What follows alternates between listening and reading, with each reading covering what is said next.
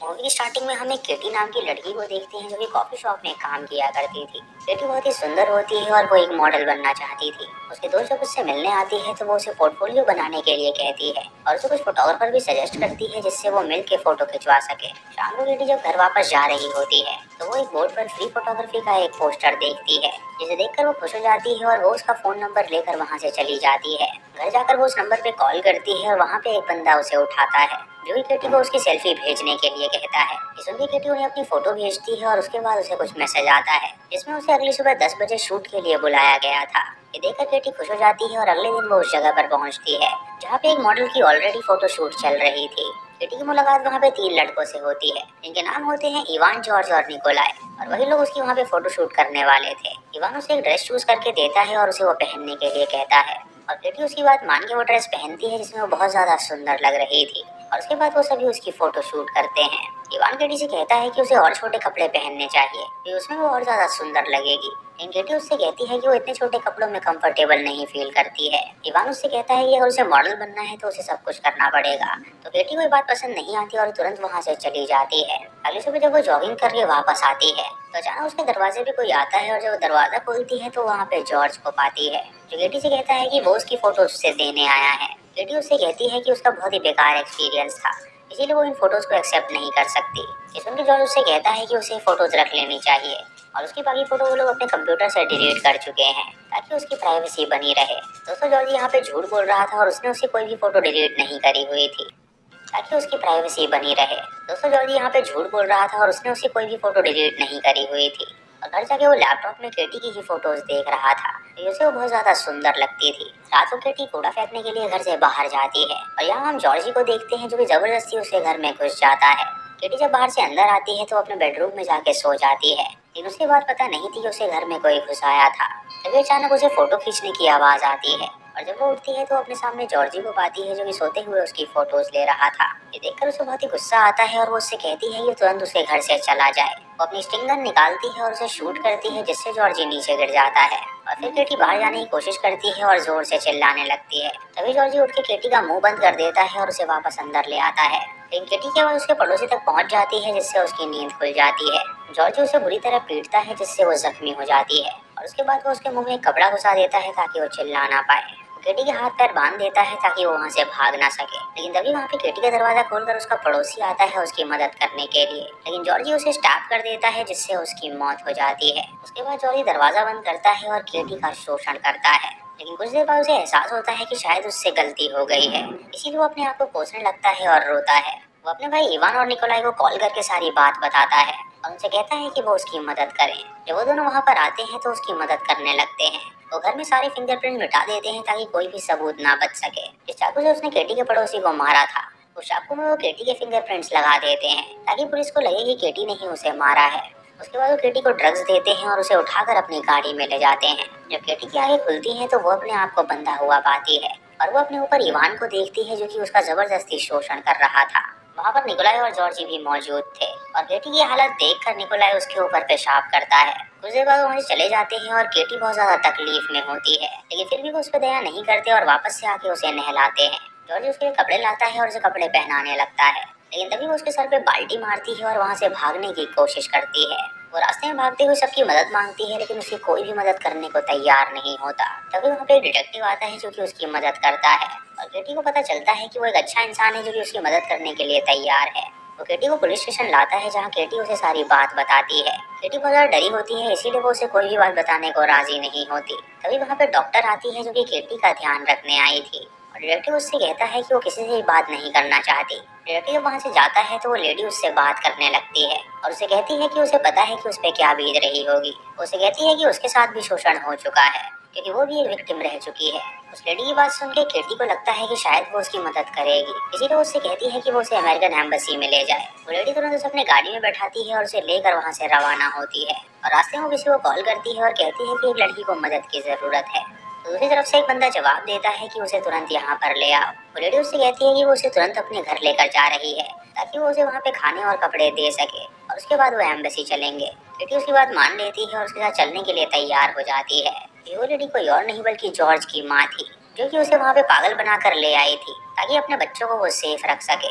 उसे अपने घर में ले आती है और उसे बेसमेंट में ले जाती है और केटी देखती है कि ये वही बेसमेंट है जहाँ से वो भागी थी और समझ जाती है कि वो लेडी उनसे मिली हुई है। तभी वो लेडी उस पर थूकती है और उससे कहती है कि वो यहाँ से बाहर नहीं निकल सकती और केटी ये समझ जाती है कि यहाँ पे किसी पे भरोसा नहीं कर सकते। तभी वो तीनों उसे पकड़ लेते हैं और उसे दोबारा से बंदी बना लेते हैं, जिससे केटी अब पूरी तरह सदमे में आ जाती है। कुछ देर बाद इवान का पिता वहाँ पर आता है, जो कि एक बहुत ही खतरनाक इंसान था और उसने ही उस लेडी के साथ शोषण किया था, जिसकी वजह से जॉर्ज पैदा हुआ था। वो इलेक्ट्रिक रॉड को निकालता है और उसे केटी के मुंह में डाल देता है और उसके बाद वो उसके प्राइवेट पार्ट में भी उस रॉड को डाल के शॉक देता है, जिससे केटी को बहुत ज्यादा दर्द होता है।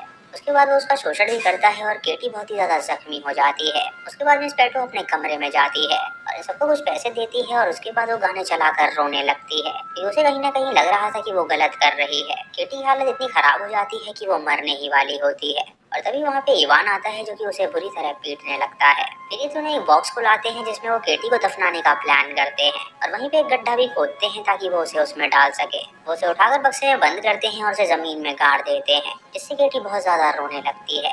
वो सारे सबूत को मिटा देते हैं, जिससे पता ही ना चल सके कि केटी यहाँ पे एग्जिस्ट भी करती है। लेकिन केटी को ये बात पता नहीं थी भगवान उसका साथ देंगे। केटी के नीचे एक छोटी सी सीवर की परत होती है, जो कि बहुत कमजोर होती है, जो कि उस बक्से का भार नहीं सह पाती, जिससे वो बक्सा टूट जाता है और केटी सीवर में जाके गिर जाती है और अब वो आजाद हो चुकी थी। केटी वहाँ से बाहर निकलने की कोशिश करती है, लेकिन वो ठीक से चल नहीं पा रही थी, इसीलिए वो आगे जाती है और उसे तभी एक दरवाजा नजर आता है। जब दरवाजे के बाहर निकलती है तो उसे पता चलता है कि ये एक चर्च है, जिसका दरवाजा उस सीवर से कनेक्ट था। वहीं पर उसे चर्च के फादर भी मिलते हैं, जो कि जब उसे उस हालत में देखते हैं तो वो उसे कपड़े, खाना और बाइबल देते हैं ताकि उसकी मदद हो सके। केटी उन सभी चीजों को लेकर वापस से वहाँ पे चली जाती है ताकि वो अपना गुजारा अंदर ही कर सके। फादर को ये बात पता चल गई थी कि उसके साथ कुछ न कुछ गलत हुआ है और वो शायद उस बात का बदला जरूर लेगी। केटी उस सीवेज लाइन के थ्रू एक खंडर में जाती है, जहाँ पे उसे बाहर निकलने का रास्ता मिल जाता है और अब तो कुछ ठीक हो गई थी और वो उन दरिंदों से बदला लेने का फैसला करती है। एक दिन वो चर्च में जाती है, जहाँ फादर उससे कहता है कि उसके साथ जो भी हुआ है वो पुलिस को बुलाएगा और वो उसकी मदद करेंगे। लेकिन केटी को वहाँ पे किसी पे भी विश्वास नहीं था, इसीलिए फादर से कहती है कि वो पुलिस को बिल्कुल ना बुलाए। उसके जाने के बाद फादर देखते हैं कि वो बाइबल में आखिर पढ़ क्या रही थी और जब वो उस पेज को पढ़ते हैं तो वो हैरान हो जाते हैं कि उस पेज में वेंजेंस के बारे में लिखा हुआ था, जिसे पढ़ के वो समझ जाते हैं कि शायद वो किसी से बदला लेना चाहती है। केटी चुपके से इवान के घर में घुसती है और वहाँ से कुछ पैसे भी चुरा लेती है और उसके बाद वो सब पे नजर रखने लगती है ताकि वो सबकी टाइमिंग जान सके कि किस टाइम पे कब कौन क्या करता है। अगली सुबह जब जॉर्जी कॉफी शॉप पर होता है तो वो उसे अपने आप को एक्सपोज करती है, जिसे देखकर जॉर्ज हैरान हो जाता है और सोचता है कि क्या ये हेलुसिनेशन है या रियल। वो उसके पीछे जाता है तो वो उस खंडर में पहुंचता है, जो कि उस सीवेज से होकर जा रहा था। तभी केटी उस पर अटैक कर देती है और उसे गले में रस्सी बांधकर उसे बांध देती है और जब उसकी आंखें खुलती हैं तो वो अपने आप को बंधा हुआ पाता है। वो जॉर्जी को पूरी तरह टॉर्चर करती है और चाकू से उसे जगह जगह पर घाव कर देती है, जिससे जॉर्जी को बहुत तेज दर्द होने लगता है। उसके बाद केटी एक बार में जाती है जहाँ निकोलाई मौजूद था और बड़ी चालाकी से वो उसके ड्रिंक में कुछ मिला देती है, जिससे उसे उल्टी सा फील होने लगता है और वो वॉशरूम में जाता है। तभी केटी वहाँ पर आती है और वॉशरूम का दरवाजा बंद कर देती है और उसके बाद वो निकोलाई का मुंह पकड़ के उसे टॉयलेट में घुसा देती है कि उसने उसके ऊपर पेशाब किया था और वो इस बात का बदला ले रही थी। उसको उसके अंदर सफोकेट कर देती है, जिससे निकोलाई सांस नहीं ले पाता और उसकी मौत हो जाती है। फिर वो वापस जॉर्जी के पास जाती है और उसे और ज्यादा टॉर्चर करती है कि उसकी वजह से ही ये सब स्टार्ट हुआ था। अगले दिन केटी चर्च में जाती है, जहाँ उन सब का फादर मौजूद था और वो अपने आप को उसके सामने एक्सपोज करती है, जिसे देखकर वो हैरान हो जाता है और उसका पीछा करने लगता है। तभी केटी एक पत्थर उठाती है और उसके सर पे वार करती है, जिससे वो बेहोश हो जाता है और जब उसकी आंखें खुलती हैं तो वो अपने आप को एक लोहे के बेड पे लेटा हुआ पाता है। तभी केटी उसे इलेक्ट्रिक शॉक देती है, जिससे उसे बहुत ज्यादा दर्द होने लगता है। केटी उसे बहुत ज्यादा शॉक देती है, जिससे वो रोस्ट हो जाता है और उसकी वहीं पे मौत हो जाती है। अब इवान और उसकी माँ ही बचे हुए थे। केटी उसकी माँ के घर में जाती है और उसे वो गाना सुनाकर नीचे बुलाती है। जब उसकी माँ नीचे आती है तो उसके मुंह पर थूकती है और उसे बुरी तरह पीटती है।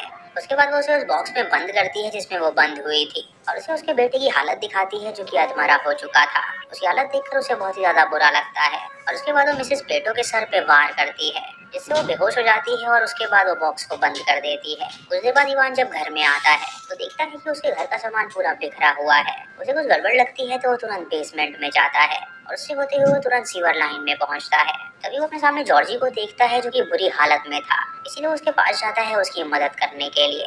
लेकिन केटी उसके पीछे से आके उस पर हमला कर देती है, जिससे वो बेहोश हो जाता है और उसके बाद वो उसे भी बंदी बना लेती है। इधर हम चर्च के फादर को देखते हैं जो कि उस डिटेक्टिव से मिला हुआ। इधर हम चर्च के फादर को देखते हैं जो डिटेक्टिव से मिलने आया था और वो उसे केटी के बारे में सारी बात बताता है कि वो रिवेंज कैसे ले रही है। और फादर को ये बात नहीं बताती वो कौन बंदे हैं जिनके साथ वो ये करने वाली है। और डिटेक्टिव को उनके बारे में पहले से ही पता था। ये केटी ने पहले ही उनके नाम उसे बता दिए थे। ये बात जान के डिटेक्टिव उसी जगह पे पहुंचता है जहाँ वो उन्हें टॉर्चर कर रही थी।